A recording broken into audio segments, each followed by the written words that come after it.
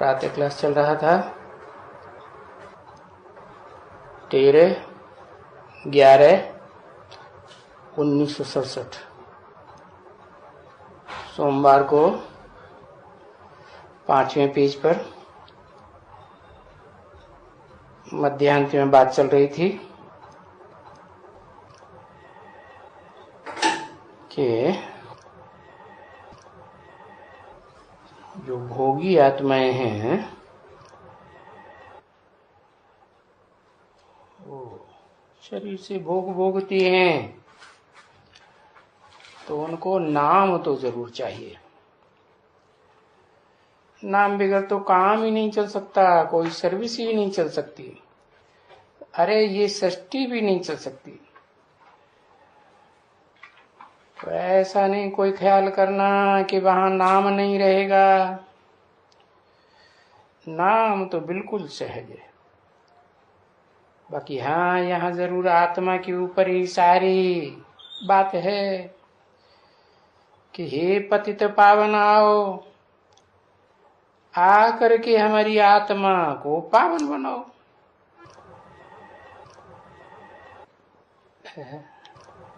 आओ का मतलब क्या है? आओ माने आओ और गुप्त बने रहो है? अरे आत्मा भी परम धाम से आती है, कोई भी आत्मा तो कब कहा जाता है कि आई? जब कोई शरीर के द्वारा प्रत्यक्ष हो। बच्चा भी जन्म लेता है तो बाहर प्रत्यक्ष होता है, तभी कहते हैं ना आया। तो बताया कि जो बुलाते हैं पतित पावन आओ, तो जरूर तभी आत्मा को आकर के पावन बनाएंगे जब इस मनुष्य सृष्टि रूपी रंगमंच की सबसे जास्ती पतितमो प्रधान आत्मा में प्रवेश करके पार्ट बजाएं। तो दोनों का प्रत्यक्षता रूपी जन्म साथ साथ है, पतित का भी और पावन आत्मा का भी। तो कहा जाएगा आओ आए। फिर उस पावन आत्मा को तो देखो श्री श्री श्री सबका नाम पड़ता है। जो भी पावन बनते जाते हैं संग के रंग से, तो पावन बनते जाते हैं। तो ऐसा कोई न समझ करके बैठे कि वहां नई दुनिया में आत्माभिमानी बन के रहेंगे। नहीं, देह अभिमानी बन के रहेंगे। नहीं, देह का नाम तो वहां होगा परंतु वो याद नहीं आएगा। नाम जरूर होगा। तो जब भी नाम नाम रखे जाते हैं तो फिर आत्माभिमानी बन करके ही कैसे रह सकेंगे? रह कैसे सकेंगे? हाँ इतना जरूर है कि आत्मा प्योर हो जाती है तो तुम्हारे से वहां कोई पीछे विकर्म नहीं होता है। पवित्र आत्मा अपने ठिकाने पर टिकी रहती है। हाँ, लक्ष्मी व नारायण या जो भी सीता या राम, उस ऊंची स्थिति में टिके रहने के कारण है। कौन सी ऊंची स्थिति? भ्रकुटी के मध्य में, जिसे कहते हैं मूर्धा। फिर विकर्म नहीं होंगे, बल्कि नाम तो फिर भी यही गिनती करते जाएंगे ना, क्योंकि यहाँ तो है प्योर बनने की बात। पीछे बच्चे जानते हैं कि वही आत्मा थोड़ी थोड़ी थोड़ी थोड़ी डिग्री कमती होती जाएगी। कहा? नई दुनिया में। यहां जब तुम्हारी आत्मा बिल्कुल प्योर हो जाएगी, अभी तो नहीं कहेंगे बिल्कुल प्योर। क्यों? आत्मा की स्थिति में कम रहते और देहभान में ज्यादा रहते, तो प्योरिटी की बात ही नहीं। तो बिल्कुल जब प्योर हो जाएगी तभी ये शरीर छोड़ देंगे। आत्मा ऐसे अनुभव करेगी कि ये देह अलग और मैं आत्मा अलग। फिर उस प्योर आत्मा को प्योर शरीर मिलेगा। है किस प्योर आत्मा को? उस प्योर आत्मा को। किस प्योर आत्मा को प्योर शरीर मिलेगा?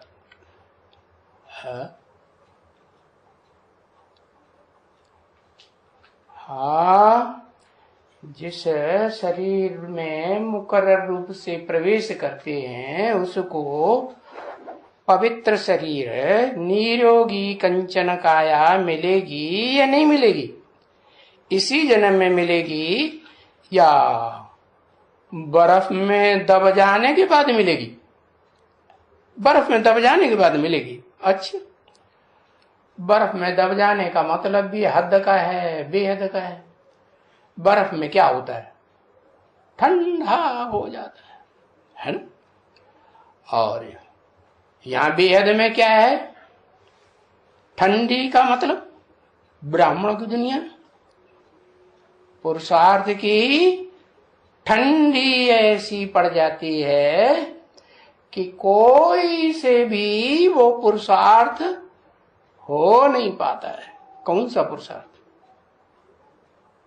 इस दुनिया में जब विनाश का हड़कंप चलता है तो उस हड़कंप के बीच में आत्मा स्थिर हो नहीं पाती है।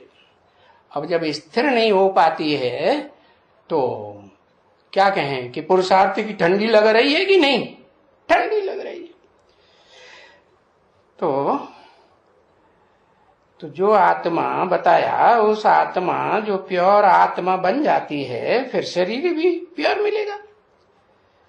तो इसी दुनिया में मिलेगा कि जो नई दुनिया कही जाती है उसमें मिलेगा। हाँ, तो खूबी ये है क्या जो बताते हैं कि तुम्हारी आत्मा रूपी नैया, वो आत्मा रूपी जो बिठैया है और शरीर रूपी जो नैया है तुम्हारी, जिसमें आत्मा बैठी हुई है, दोनों का पार लगाने वाला खिवैया तुमको मिला हुआ है। किसको? किसको है? अरे बताओ जल्दी, किसको मिला हुआ है? इसी दुनिया में पूरी रुद्रमाला को, पूरी रुद्रमाला के जो भी मणके हैं वो बर्फ में नहीं दबेंगे। शरीर के साथ बर्फ में नहीं जाएंगे तो कहेंगे कि यही कंचन काया बन जाएगी। इसी दुनिया में है बताया उस प्योर आत्मा को, उस प्योर आत्मा को माने उन आत्माओं को या उस आत्मा को, एक के लिए बोला। तो खूबी ये है, क्या खूबी? कि तुम्हारी आत्मा भी पवित्र और तुम्हारा शरीर भी पवित्र बन जाएगा। शरीर भी प्योर। और फिर यहां देखो इस दुनिया में न कोई की आत्मा प्योर न कोई शरीर प्योर। ये तो समझ सकते हो ना बच्चे कि न आत्मा प्योर होती है न शरीर प्योर होते हैं। ये जो ढेर के ढेर शरीरधारी हैं वो यहां इस दुनिया में, नरक की दुनिया में पवित्र बनते हैं, बनते हैं? अरे विष्णु लोक में जाएंगे तभी पवित्र कहेंगे, या स्वर्ग में जाएंगे, सत्य युग जिसे कहेंगे 16 कला संपूर्ण, वहां जाएंगे तब पवित्र होंगे शरीर, या यहां नरक की दुनिया में पवित्र होंगे? है नहीं। तो शरीर प्योर नहीं होती है, क्योंकि ये आलाय पड़ता ही रहता है। आलाय माने किसका आलाय? आलाय माने खाद। कौन सी खाद? दूसरी जो देहधारी आत्माएं हैं ना, उनके संग की, रंग की, उनकी स्मृति की खाद पड़ती रहती है। वो खाद छूटती नहीं। जब छूटती नहीं तो शरीर पवित्र बनेगा ही नहीं, अलाय पड़ता जाता है। तो अच्छी तरह से ये सब बातें धारण करनी होती है ना। क्या कि जो बर्फ में भी दबेंगे उनमें भी तो नंबरवार होंगे। कोई तो पहले निकलेंगे कि बाद में निकलेंगे, सब इकट्ठे। हाँ, कोई पहले निकलेंगे, कोई बाद में निकलेंगे। 13/11/67 के प्रातः क्लास का 6ठा पेज। तो ये धारण करने से इन बातों को फिर खुशी बहुत रहती है। क्या खुशी रहती है? कि हम आत्मा जब ये बातें ज्ञान की अच्छी तरह गहराई से धारण हो जाएंगी तो बुद्धि में बैठेगा कि हम आत्मा अब नई दुनिया में जल्दी से जल्दी विष्णु लोक में पहुंचने वाले। क्योंकि बच्चों को समझाया तो जाता है ना। बच्चे वो तो सभी बाप टीचर वगैरह अलग हैं। क्या वो बाप, वो दुनिया में जितने भी बाप हुए, चाहे धर्म पिताएं हों, ऊंचे से ऊंचे पावरफुल कहे जाते हैं, और चाहे वो जन्म जन्मांतर के तुम्हारे बाप हो या जन्म जन्मांतर के टीचर हो, वो सब अलग हैं। और ये तो बाप टीचर सदगुरु बिल्कुल अलग है, और ये एक ही है, वो तो अनेक है। तो सुप्रीम जिसको कहा जाता है परम पिता, क्या सुप्रीम माने परम पिता, जिससे ऊंचा पिता और कोई होता नहीं। परम और क्या? परम शिक्षक, कि जिसे में प्रवेश करते हैं उसको भी कहेंगे परम शिक्षक। नहीं कहेंगे? अरे कहेंगे कि नहीं? चक्कर में पड़ गए। कहेंगे? कौन कहेंगे? वो खुद कहेगा परम शिक्षक? कहेगा? बिल्कुल नहीं कहेगा। क्यों? क्योंकि उसको भी पढ़ाई पढ़ाने वाला कौन है उससे भी ऊंचा? वही सुप्रीम सोल जिसको कहा जाता है परम पिता। तो फिर कहेंगे परम टीचर। परम टीचर भी है, परम पिता भी है, और सदगुरु भी। कब? वो तो निराकार तो नहीं हो सकता। वो कब? जब शरीर में प्रवेश करते हैं तो परम गुरु भी है। लेकिन फिर परम गुरु तो भले कह दो, लेकिन सत्य गुरु नहीं कह सकते। क्यों? सत्य तब कहेंगे जो इस दुनिया में सदा काल सत्य रहे। तो सदा काल सत्य रहता है इस दुनिया में? सुप्रीम सोल, ज्योति बिंदु, निराकार नहीं। तो जब शरीर में प्रवेश करते हैं तब उनको कहा जाता है सदगुरु। क्योंकि सत्य के बदले में परम कह देते हैं। क्या? परम पिता, परम टीचर, परम गुरु। बाकी उस सुप्रीम सोल को क्या सतगुरु नहीं कह सकते। तो वो तो फिर एक ही हो जाते हैं ना बच्चे। है एक ही कैसे? एक ही शरीर में प्रवेश करते हैं दो आत्माएं। तो जब सतगुरु कहेंगे तो दोनों मिलकर के एक ही हो जाते हैं। हाँ, हाँ, एक ही कहेंगे, एक ही हो जाते हैं, माने दो आत्माएं नहीं रहती। है? अरे विष्णु को एक कहेंगे या दो कहेंगे? विष्णु को क्या कहेंगे? विष्णु को 4-5 कहेंगे, अलग अलग हैं, उनके संस्कार टकराते हैं, एक रहते, न संस्कार टकराते, न वाचा टकराती, न दृष्टि तुरस होती है एक दूसरे के प्रति, होती है? बिल्कुल नहीं होती। तो कहते हैं एक विष्णु। ऐसे ही ये सतगुरु भी एक हुआ या दो अलग अलग हुए? हाँ, एक हुआ, एक हो जाते हैं। देखो ऐसे कभी भी कृष्ण को तो नहीं कह सकेंगे, कहेंगे कहेंगे, परमपिता तो कह भी नहीं सकते कृष्ण को। है? क्यों? उनका तो जन्म देने वाला कोई बाप था या नहीं था? तो उसको परमपिता कहेंगे नहीं। और यहां तो जो तुम कहते हो बापों का बाप, जिसका कोई बाप होता ही नहीं। किसका बाप?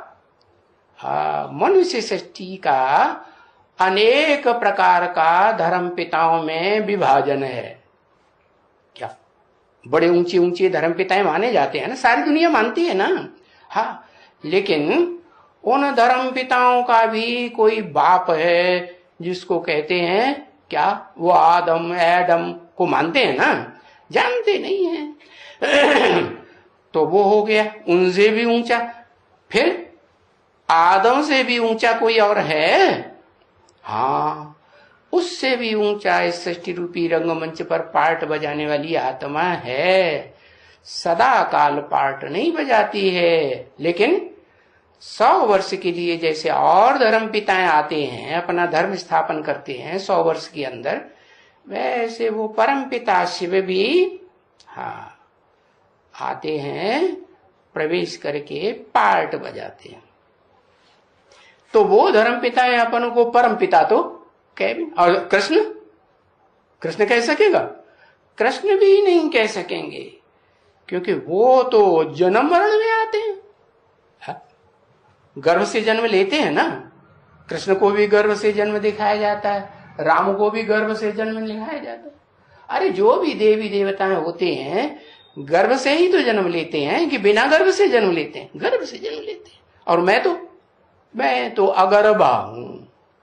क्या गर्भ में प्रवेश नहीं? हाँ, शास्त्रों में लिख दिया हिरण्यगर्भ। हिरण्यगर्भ माने, हिरण्य माने सोना, गर्भ माने गर्भ, सोने जैसा सच्चा गर्भ। तो वो तो एक ही मुकर्रर रथधारी है। वो भी जब परम ब्रह्म मां के रूप में पार्ट बजाए इस दुनिया में, बड़े ते बड़ी माता के रूप में, तब कहा जाए कि भाई गर्भ को धारण करने वाला है। तो वो तो सुप्रीम सोल बाप की दृष्टि में भी ऊंचते ऊंच पार्ट हो गया, हुआ कि नहीं? इसलिए बाप कहते हैं कि मैं तो आता ही हूं माताओं के लिए, कन्याओं माताओं के लिए आता हूं ना, है खास उनके। जितना उनको प्रेफरेंस मिलता है पुरुषार्थी जीवन में, ब्राह्मण जीवन में, उतना दूसरों को मिलता है? मिलता है? उतना नहीं मिलता। तो बताया, तो गर्भ में तो बच्चा पहले से ही आता है? हाँ, इतना जरूर है कि वो प्योर है कृष्ण, इसलिए इसकी महिमा बिल्कुल क्लियर बताई है। किसकी? उसकी नहीं, उस 16 कला संपूर्ण कृष्ण की महिमा नहीं है। वास्तव में सारी महिमा पूजन यादगार कौन से युग के हैं? सतयुग के नहीं, कहां के हैं? पुरुषोत्तम संगम युग के, यहां के हैं। तो इसकी कहा या उस कृष्ण की कहा? क्या कहा? इस संगम की कृष्ण की महिमा बिल्कुल क्लियर बताई है। शास्त्रों में लिख दिया है, यादगार भी लिखा हुआ है। बाप का नाम, अरे बाप का नाम भूल गए? शास्त्रों में जो बाप का नाम दिया है वो भूल गए? राम है कृष्ण के, जो जिसको कृष्ण भगवान कहते हैं उसके बाप का नाम राम है। अरे भाई है। हाँ वसुदेव, तो वसु तो धन संपत्ति को कहा जाता है। वसु माने धन संपत्ति है, दौलत। और हद की दौलत होती है, एक होती है बेहद की दौलत। और ब्राह्मणों के लिए कौन सी दौलत? हाँ, जो ब्रह्मा के पुत्र हैं, असली ब्राह्मण हैं। नहीं तो उन ब्राह्मणों से पूछो, चाहे बेसिक वाले ब्राह्मणों से पूछो, चाहे दुनिया वाले ब्राह्मणों से पूछो, तुम अपन को ब्राह्मण कहते हो, तुम्हारा ब्रह्मा कहाँ है? तो बताएंगे कहाँ है, कहेंगे सूक्ष्म बतन। अच्छा, सूक्ष्म बतन से सूक्ष्म बतनवासी आत्माएं कोई भी हो, नीची कोटि की हो, ऊंची कोटि की हो, फरिश्ताएं हो, इस दुनिया में आते तो है ना। है? कोई में प्रवेश करते हैं कि नहीं? आह्वान किया जाता है ना, तो आते हैं। तो बुला, तो बुलाएंगे? वो भी नहीं आते। पहले आते थे, अब उनकी बातें मानते नहीं, उनके मुंह में मूसिका लगाते हैं बैल की तरह। तो वो आना ही बंद कर दिया। अरे कहां तक बेइज्जती सहन करेगा? है तो आंख से सूक्ष्म शरीरधारी तो है ना। तो बताया कृष्ण की महिमा बिल्कुल अलग है? हाँ, वो है शिव, जिसको कहते हैं बेहद का वसु, बेहद की दौलत, बेहद की धन संपत्ति। कौन सी? अखूट ज्ञान का भंडारी। हाँ, तो शिव की महिमा बिल्कुल ही अलग है। किससे अलग है? संगम कृष्ण से भी अलग है या नहीं है? है कैसे? संगम की कृष्ण की आत्मा सदा काल अखूट ज्ञान का भंडारी है? नहीं है। सतयुग वाली की तो फिर बात ही नहीं, वो तो कला में बंधा हुआ है। तो और तो कोई की भी इतनी महिमा नहीं है। कौन? और कोई आत्मा, मनुष्य आत्मा या देवात्मा की या धर्म पिता की इतनी महिमा नहीं है जितनी परम पिता शिव की महिमा है। और महिमा भी कब होती है? साकार में प्रवेश करके पार्ट बजाते हैं प्रैक्टिकल, तब महिमा होती है। या बिना पार्ट बजाए हवा में फुदुक फुदुक बिंदी करती रहे तो महिमा हो जाएगी? हो जाएगी नहीं। तो देखो बच्चे, अगर रामचंद्र की महिमा कर लेंगे है क्या, तो भी वो दो कला कमती कहेंगे। क्या? रामचंद्र की महिमा दो कला कम है या पूरा 16 कला संपूर्ण? दो कला कम। तो शूटिंग कहां हुई होगी? ये दो कला कम करने की कहां रिहर्सल की होगी? अरे की कि नहीं की? हाँ, ब्राह्मणों की दुनिया में ही सबसे पहले तो वो ही आत्मा क्या ये रिहर्सल करती है क्या कि दो कला नीचे चली जाती है। हाँ, तो बताया रामचंद्र की महिमा अगर करेंगे तो दो कला कमती कहेंगे भाई, 14 कला संपूर्ण है। तो तुम्हारी बुद्धि में सब जैसे कि आगे सारा ज्ञान है, जो सारी सृष्टि के आदि पर्यंत का ज्ञान तुम्हारे मगज में बैठा हुआ है। हाँ, अभी तुम जान गए हो, है पहले नहीं जानते थे। क्यों? तुम क्यों जान गए हो? क्योंकि तुम रचयिता हो। है? तो रचयिता को जान गए कि नहीं? किसके रचयिता? किसके रचयिता? निराकारी दुनिया के रचयिता या साकारी दुनिया के रचयिता? साकारी दुनिया। और निराकारी दुनिया कौन रचता है फिर? अरे निराकारी दुनिया, जो तुम्हारी निराकारी दुनिया है, वो जो ऊंचते ऊंच धाम जिसमें तुम रहते हो, हाँ, वो भी रचता कौन? घर कौन बनाता है? अपना घर है। वो तो देखो अयोध्या में लड़ाई लड़ रहे, हम राम का मंदिर बनाएंगे।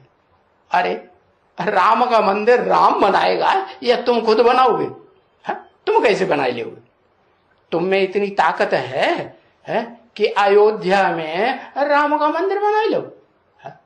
वो हद की ईंटों की अयोध्या समझ लेते हैं।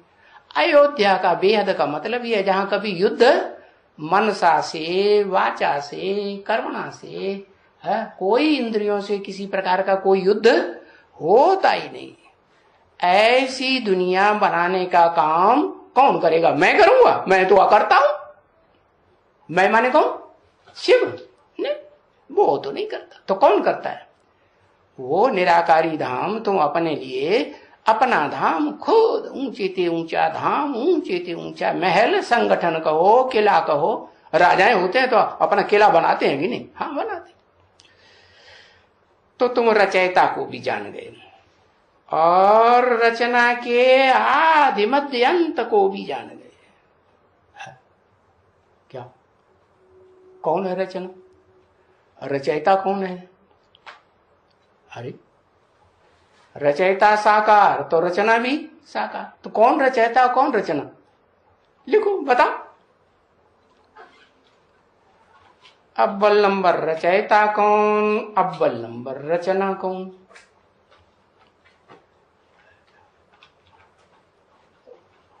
है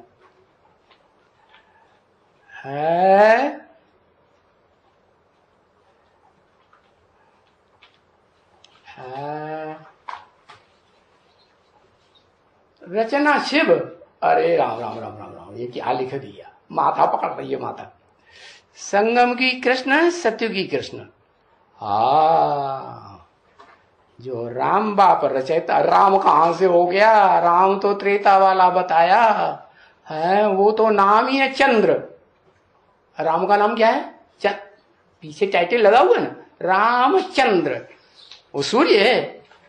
अरे सूर्य का बच्चा सूर्यवंशी सूर्य ही होगा ना। रामचंद्र कैसे हो सकता है? रामचंद्र तो त्रेता वाला हुआ।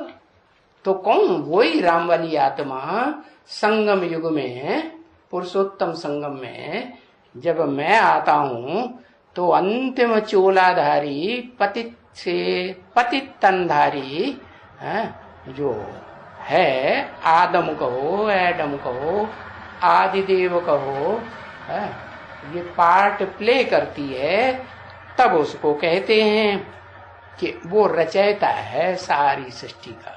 साकार सृष्टि या निराकार सृष्टि? साकार सृष्टि का भी रचयिता है। और वो निराकार घर, जिस घर में तुम बच्चों को जाना है, पहले पहले घर में जाएंगे कि पहले स्वर्ग में जाएंगे या पहले वैकुंठ में जाएंगे? कहां जाएंगे? पहले पहले घर में जाएंगे, क्योंकि तुम आत्मा निराकारी हो। तो निराकारी आत्मा को घर कैसा चाहिए? निराकारी घर चाहिए। तो रचयिता को भी जान गए और उसकी रचना को, कि रचयिता है वही इस सृष्टि रूपी रंगमंच पर जो सदाकाल शरीर साकार से रहता है। या उसका शरीर कभी खलास हो जाता है? होता है? नहीं खलास होता। तो वो हुआ रचयिता। उसे कह दो आदि नारायण। और रचना, रचना तो एक पीढ़ी कम हुई ना, नीचे पीढ़ी उतरेगी ना। तो रचना हुआ 16 कला संपूर्ण कृष्ण। तो दोनों को तुम जान गए। तो अब देखो, बेहद की रचना को भी जान गए और बेहद के बाप को भी जान गए। कितने हैं बेहद के बाप? है? अरे फिर चक्कर में पड़ गए। अरे दो बेहद के बाप है ना, एक है मनुष्य सृष्टि का बाप, एक है आत्माओं का बाप, निराकार आत्माओं का बाप निराकार, और साकार का बाप साकार। लेकिन दोनों मिलकर के एक होते हैं तब सृष्टि चलती है। अरे आत्मा जब तक साकार शरीर धारण न करे तो सृष्टि में कोई काम कर पाएगी? नहीं कर पाएगी। तो ऐसे ही वो निराकार परम पिता शिव उस साकार मुकर्रर रथधारी में प्रवेश करके हैं तुमको बताते हैं। तो उस बाप को जानने से, कौन से बाप को? जो बेहद का कंबाइंड बाप है, क्या साकारी भी तो निराकारी। और ये बात तुम भारतवासी जानते हो, जो विदेशी हैं, विधर्मी हैं, वो नहीं जानते क्या कि वो साकारी सो निराकारी दोनों है, या सिर्फ निराकार है कि सिर्फ साकार है? वो कहते हैं क्या साकार नहीं है, वो सदा निराकार है। और तुम्हारी बुद्धि में क्या बैठता है? वो निराकार सो साकार। तो बताया उस बाप को जानने से तुम आस्तिक बन गए। आस्तिक माने आस्था रखने वाले। बिंदी के ऊपर आस्था रखी जाती है क्या? बिंदी तो देखने में ही नहीं आती। बिंदी के ऊपर आस्था रखने का मतलब है अंधश्रद्धा। बिंदी के ऊपर आस्था वो बेसिक वाले ब्राह्मण रखते होंगे। तुम तो आस्थावान तब कहे जाते हो जब तुम वो बिंदी निराकार किस मुकर्रर रथ में प्रैक्टिकल पार्ट बजाए रही है, जो है जैसा है जिस रूप में पार्ट बजाए रही है उसको उसी रूप में पक्का पक्का जान लेना, पहचान लेना, तब कहेंगे आस्तिक। नहीं जानते हो तो न जानने से नास्तिक। तो अभी तो ये तुम जान गए हो ना।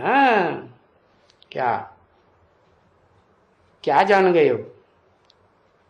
ये तुम जान गए हो ना। क्या जान गए हो? ये माने क्या?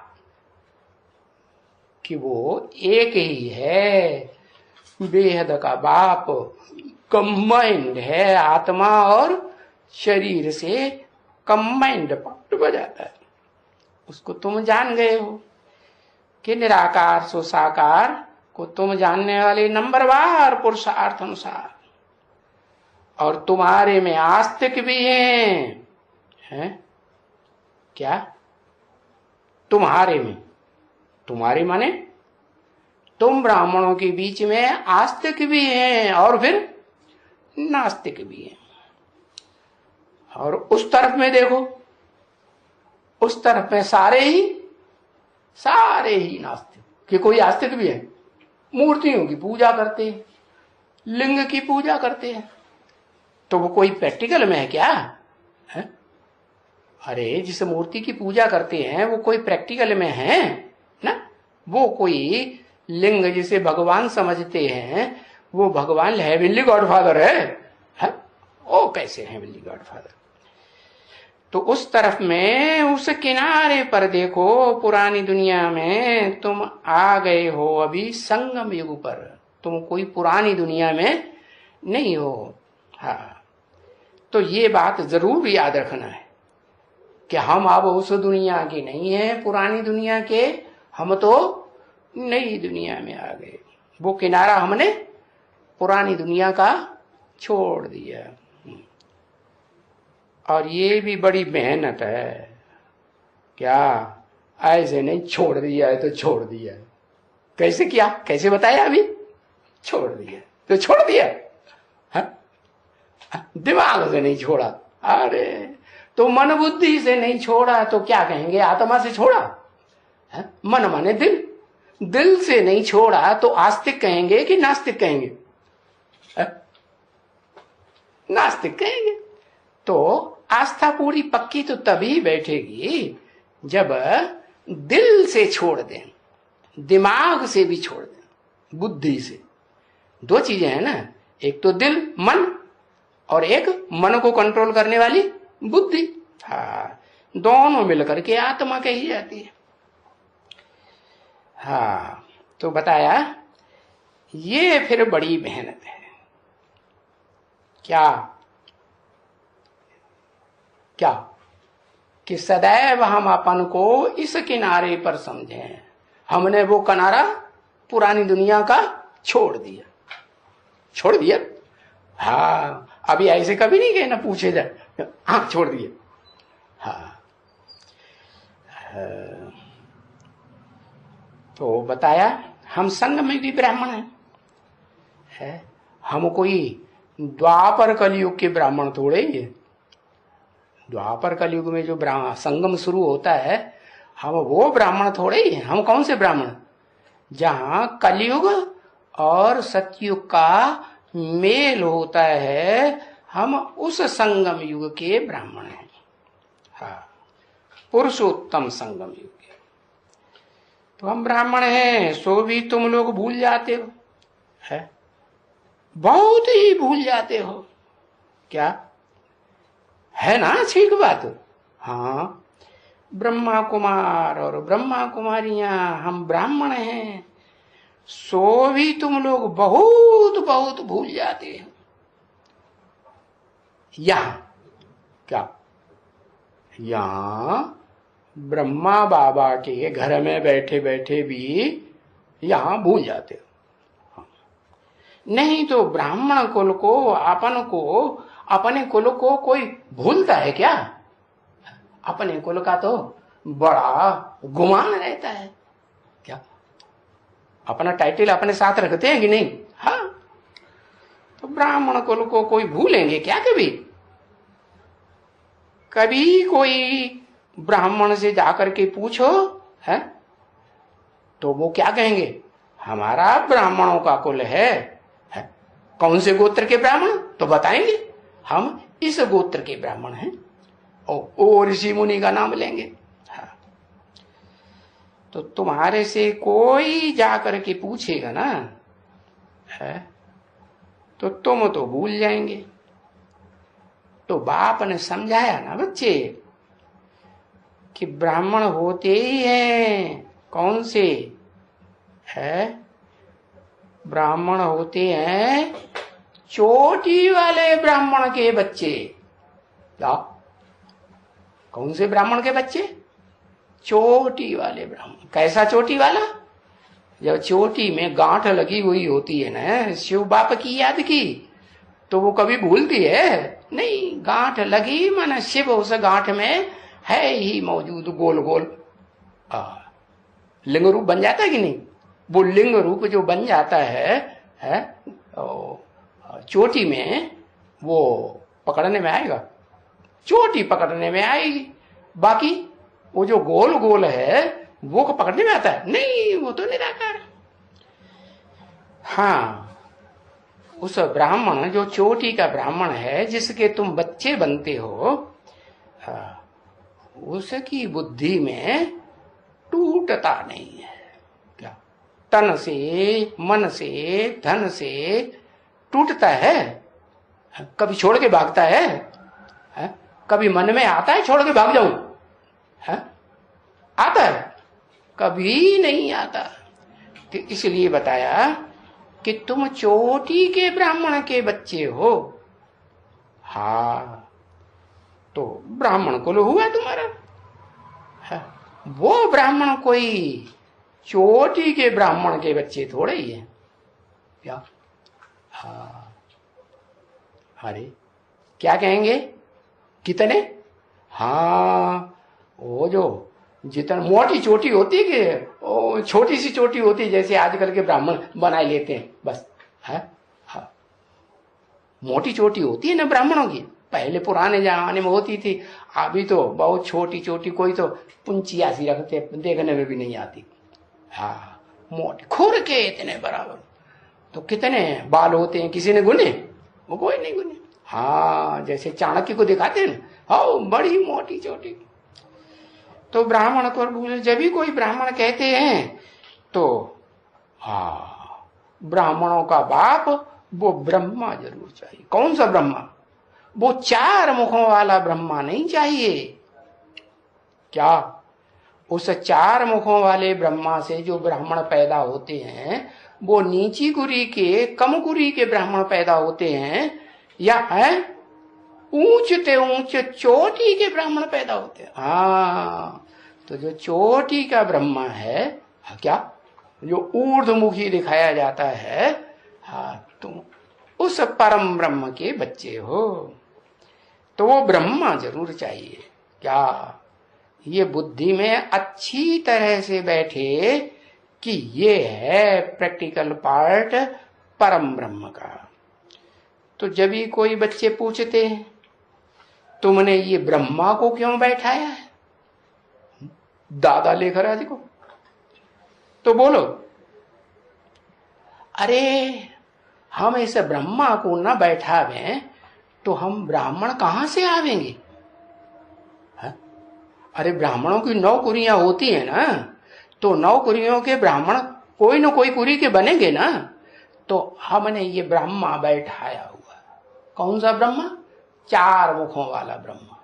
हाँ, 4 मुख होते हैं ना, कोई उत्तर की ओर, कोई दक्षिण की ओर, कोई पूरब की ओर, कोई पश्चिम की ओर। कोई पश्चिम की बातें करेगा, कोई पूरब की बातें करेगा, कोई दक्षिण की बातें करेगा। तो ऐसे 4 मुख वाले ब्रह्मा, हाँ, हमें वो तो जरूर चाहिए। तो बोलो अगर ब्रह्मा नहीं होगा तो ब्राह्मण हम कहां से आवेंगे? नहीं तो तुम बताओ, तुम ब्राह्मण हो, तुम्हारा ब्रह्मा कहां है? तो वो बताएंगे? हाँ, वो नहीं बताएंगे। तो बताया, बाप ने तुमको बताया क्या? बेसिक ब्राह्मणों को भी बताया कि तुम ये बात बताओ क्या, कि 4 मुखों वाला ब्रह्मा तो जरूर चाहिए। उससे तो सारी सृष्टि का जन्म होता है। क्या, चाहे वो सूर्यवंशी ब्राह्मण ही क्यों न हो, वो भी पहले पहले किससे जन्म लेते हैं? बेसिक ब्राह्मण बनेंगे, हैं, वो जो बेसिक पढ़ाई पढ़ने वाले तो भी जन्म किससे लेंगे? मैं आत्मा हूं, ये किससे पढ़ाई पढ़ेंगे? हाँ, उसी 4 मुखों वाले ब्रह्मा से पढ़ाई पढ़ते हैं। हाँ, तो हम जो अपन को ब्राह्मण कहलाते हैं, ब्रह्मा कुमार कुमारियां कहलाते हैं, वो अब समझो हम कहां से आए। तभी और ब्रह्मा न हो तो यज्ञ कैसे रचा रहेगा? हाँ, बिना ब्रह्मा के यज्ञ कैसे रचा जाए? क्योंकि यज्ञ रचा जाता है ना, क्योंकि ये ज्ञान तो रुद्र ज्ञान है ना। रुद्र ज्ञान यज्ञ। रुद्र माने है, रुद्र माने रौद्र रूप धारण करने वाला। तो जो रौद्र रूप धारण करने वाला है वो किसका बच्चा है? अरे रौद्र रूप धारण करने वाला है तो महारुद्र का बच्चा है। महारुद्र कब कहा जाता है? जब निराकार और वो निराकार जिसमें प्रवेश करता है वो भी निराकारी स्टेज को प्राप्त करे तो दोनों मिलकर के क्या कहे जाते हैं? महारुद्र। तब असली रुद्र ज्ञान यज्ञ शुरू होता है, जिसमें सारी दुनिया स्वाहा होती है। तो ये रुद्र ज्ञान यज्ञ है, तो इसमें तो सभी आहुति देनी होती है ना। सभी माने कुछ बचेगी इस दुनिया में? जो भी इन आंखों से देखते हैं कुछ भी बचने वाला, कुछ भी बचने वाला नहीं, सब आहुति पड़ जाएगी। अच्छा, सब आहुति पड़ जाएगी तो कोई तो निमित्त बनेगा ना। निमित्त माने साकार या निराकार? हाँ, साकार निमित्त चाहिए। तो शास्त्रों में उन्होंने शंकर को दिखाया है कि वो रुद्र का पार्ट है। तो इसलिए जो वो झूठे यज्ञ भी रचते हैं ना, बोलते रहते हैं स्वाहा स्वाहा, अपनी स्व माने आत्मा को, हाँ, मन बुद्धि रूपी आत्मा को स्वाहा करते हैं। हाँ? नहीं नहीं स्वाहा करते। हाँ, तन अर्पण करेंगे, बीवी बाल बच्चे अर्पण कर देंगे। है? मन पूरा अर्पण करते हैं? नहीं करते। तो यहां भी ब्राह्मण की दुनिया में भी शूटिंग होती है क्या? मन अर्पण नहीं कहेंगे, दिल जो है वो इधर उधर भटकता रहता है, कहीं किसी के ऊपर कूद पड़ा, कहीं किसी के ऊपर कूद पड़ा, तो क्या कहेंगे उसको, है स्वाहा हुआ पूरा। हाँ, तो बताया इसमें तो सभी आहुति देनी होती। किस में, किस में, इस रुद्र ज्ञान यज्ञ कुंड में। कौन हुआ यज्ञ कुंड, क्षेत्र, क्षेत्र माने स्थान होगा तभी तो कुंड कहेंगे, तो कौन हुआ कुंड। इदम शरीरम कौन्तेय क्षेत्रम इत्यभिधीयते। हे अर्जुन, ये तुम्हारा जो शरीर रूपी रथ है यही कुंड है, कुंड का क्षेत्र है। क्या, यही कुरुक्षेत्र है, यही धर्म क्षेत्र है। महाभारत नाम जो पढ़ा, ये भारत नाम क्यों पढ़ा है? उस गीता में भी उन्होंने कृष्ण को बार बार क्या बोला, भारत, हे भारत। तो कौन भारत को बोला है? कोई औरत को बोला क्या? नहीं, माना वो अर्जुन ही भारत हुआ। भा माने ज्ञान की रोशनी में रत रहने वाला जो अर्जुन है, ये ऐसा स्वरूप धारण करता है कि जिसमें सारी दुनिया की आहुति पड़ जाती। इस यज्ञ में तुम क्या आहुति देते हो, है? पूछा, क्या आहुति देते हो,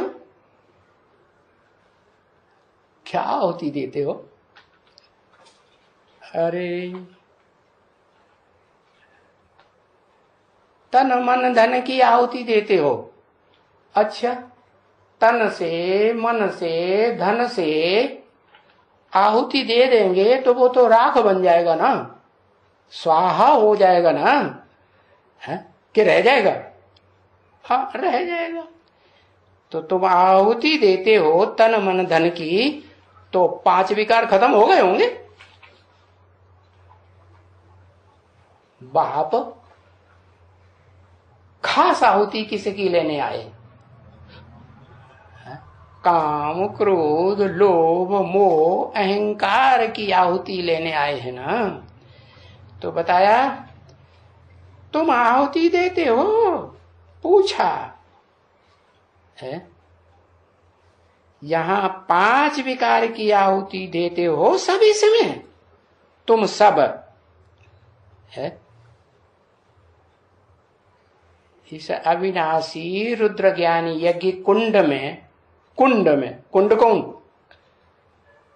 अरे अभी तो बताया, एदम शरीरम, ये अर्जुन, ये जो तेरा शरीर है ये अविनाशी रुद्र ज्ञानी यज्ञ कुंड है। तो इसमें 5 विकारों की आहुति दे दी, देते हो तो जांच लेना चाहिए कि हमारे में अभी वो कोई विकार, क्या, वि माने विपरीत, कार माने कार्य, वो विपरीत कार्य कोई रह तो नहीं गया कि इस कुंड के अलावा कोई कोई होते हैं ना, वो दुनिया में भी जो स्वाहा स्वाहा करने वाले, झूठा यज्ञ करने वाले होते हैं, और ऐसे डालते हैं, हाथ जल गया और आधी आहुति बाहर फेंक दी, आधी अंदर गिर गई। ऐसे होता है कि नहीं? तो कहां शूटिंग हो रही है? यहां शूटिंग हो रही है।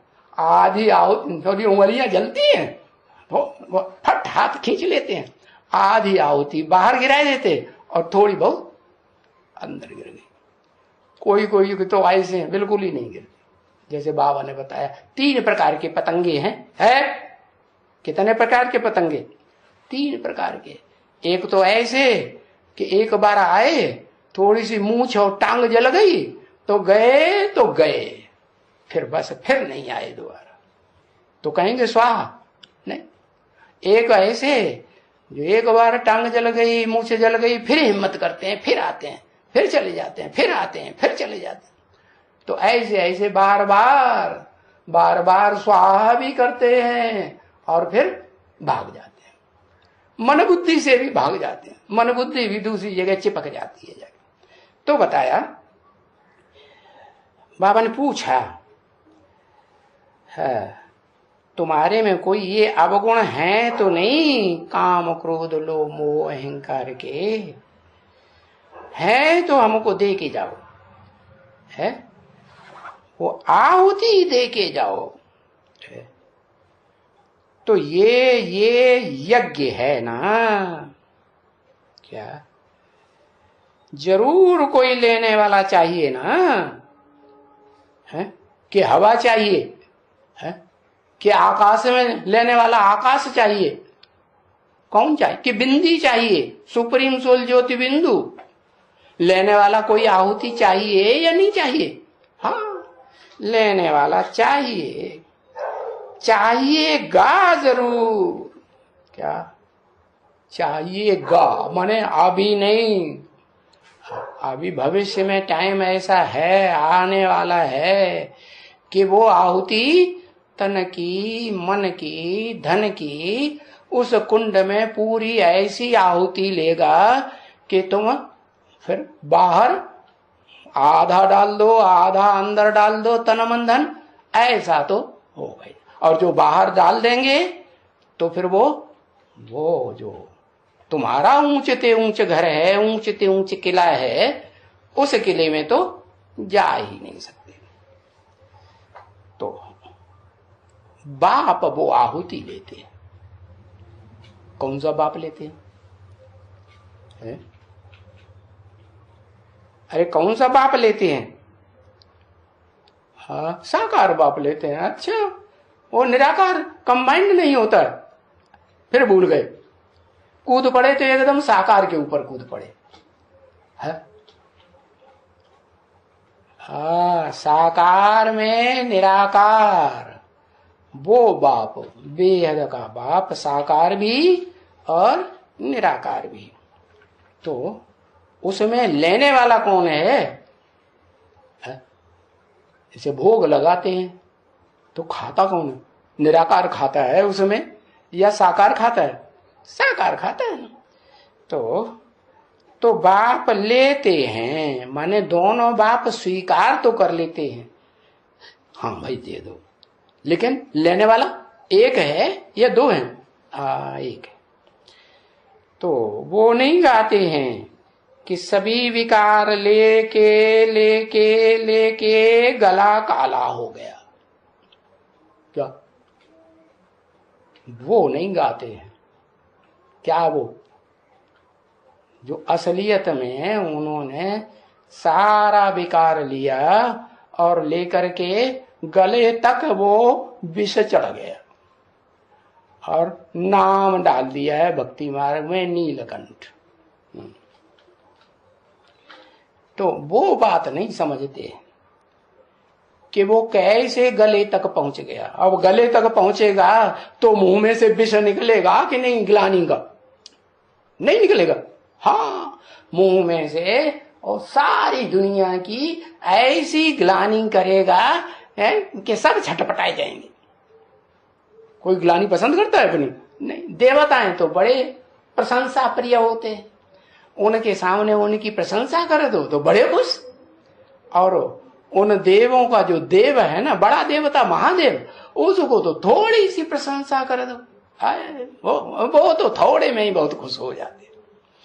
तो बताया प्रशंसा प्रिय सब भोगी आत्माएं, उनकी प्रशंसा करो तो बड़े खुश, और उनकी खामी बता दो, अरे पैर पूरी सूंड नीचे लटक जाती है, नाक नीचे लटक जाती है। प्रैक्टिकल बातें हैं या नहीं? हाँ, अभी भी देख सकते हो। तो ये सभी कहावतें हैं। क्या है? कि गला काला हो गया, कहावत बनाई हुई है, समझते थोड़े ही हैं कि गला काला होने का मतलब क्या है। कि जो विष है जाति जाति का विष पिया ना, तो गला कैसे हो गया? अरे संग करेगा, भोगी आत्मा संग करेगी तो रंग लगेगा या नहीं लगेगा? नहीं लगेगा। हाँ, कुछ न कुछ तो लगेगा। हाँ, जो भोगी आत्माएं हैं वो भोग के बगैर मानती नहीं है। हाँ, ये जरूर है कि कोई आत्मा इस सृष्टि रूपी रंगमंच पर ऐसी है कि ज्यादा याद में रहती है, supreme soul heavenly God father की याद में, तो भी क्या कहें कि 100% याद में हो जाती है? नहीं। जब संग का रंग लगेगा तब ही कहा जाएगा क्या कि ये आत्मा संग के रंग में आकर के अटैचमेंट में आने वाली आत्मा है। तो अटैचमेंट में आने वाली आत्मा इस दुनिया में पार्ट बजाने वाली सिर्फ एक है या कोई और भी है? अरे और कोई है? इस सृष्टि पर कोई भी आत्मा ऐसी नहीं है जो संग के रंग में ना आए। सबको अटैचमेंट लेप छेप जरूर लगता है। हाँ, मैं जिसमें मुकर्रर रूप से प्रवेश करता हूं उस आत्मा को फ्री छोड़ता हूं। क्या उसका तन कंट्रोल करता हूं, लेकिन उस तन के ऊपर उस आत्मा का भी, उस रथ के ऊपर रथी का भी कुछ हिसाब किताब रहता है या नहीं रहता है? रहता है।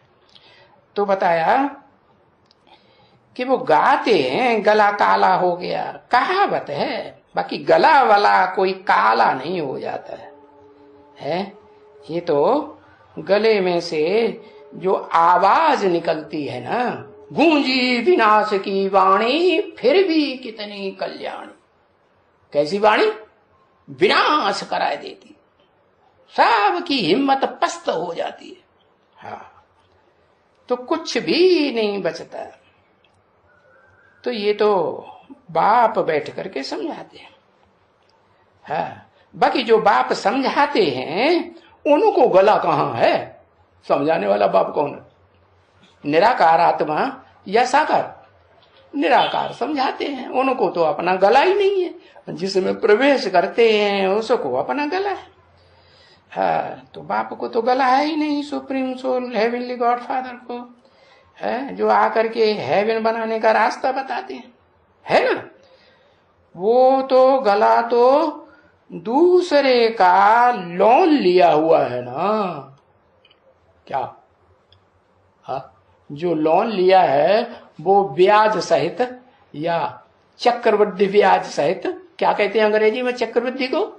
है इंटरेस्ट सहित, हाँ, कंपाउंड ब्याज सहित वापस करना पड़ेगा ना। और मेरे से ज्यादा ब्याज कोई दे सकता है क्या? नहीं दे सकता। मैं जितना ब्याज देता हूं उतना तो कोई ब्याज, उतना कोई प्रॉफिट तो दे ही नहीं सकता। तो लोन लिया है ना। उनसे तो ये बैठ करके बोलते हैं ना, उनसे जिनका लोन लिया है उनसे ये बैठ करके बोलते हैं ना। अपना है गला थोड़े ही है, ये बैठ बोलते हैं है। अपना ये गला है थोड़ी, अपना नहीं है तो किसका है? जो काला, वही इनका भी काला कैसा होगा? इनका माने किनका है? इनका माने एक का या कम से कम दो का। हाँ, इनका गाला काला कैसे होगा? होगा। हाँ, क्यों नहीं होगा? क्योंकि परमानेंट इसमें वो प्रवेश करता है जो कभी काला बनता ही नहीं। तो इनका कैसे काला गला होगा? हाँ, अगर ऐसा कुछ पार्ट बजाते भी हैं तो मैं गारंटी लेता हूं, क्या जो कुछ भी गड़बड़ होगा मैं क्या करूंगा? मैं सुधार दूंगा। तो ये सभी जो शास्त्रों में कथाएं बनाई हैं, ये सब दंत कथाएं हैं अनेक प्रकार की। उन दंत कथाओं का अर्थ नहीं समझते हैं, इसलिए बोलते हैं क्या? कै समझे कवि, कै समझे रवि। वो रवि नहीं जड़ सूर्य, वो ज्ञान सूर्य रवि वो समझ सकता है। ज्ञान सूर्य रवि कौन? Shiv supreme soul. उसके अलावा और कोई सच्ची रूपी रंगमंच पर आत्मा नहीं है, कितना भी बड़े से बड़ा कवि क्यों न हुआ हो, वो इन बातों की गहराई को नहीं समझ सकता। ओम शांति।